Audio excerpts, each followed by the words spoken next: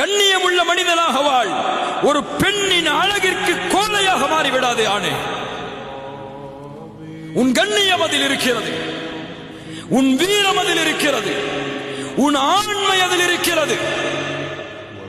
பார்க்கும் பெண்களை எல்லாம் பார்ப்பதோ, கவர்ந்திருக்கும் பெண்களிடத்தில் எல்லாம் பழகுவதோ, அவர்களிடத்தில் தன்னுடைய இச்சையை தீர்ப்பதோ அழகா, ஆண்மையா, கண்ணியமா, வீரமா?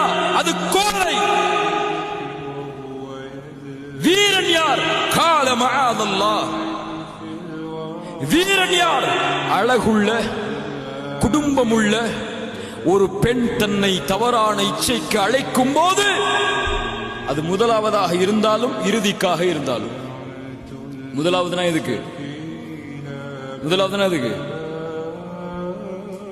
ஹாய் ஹவார் யூன்னு பேச ஆரம்பிச்சாலும் சரி, அல்லது கடைசியில் கொண்டு போய் உங்களை விட்டாலும் சரி, அவர் சொல்லுவார், இன்னி அகாஃபுல்லாஹ், அல்லாஹுவை பயந்தவன் நான்.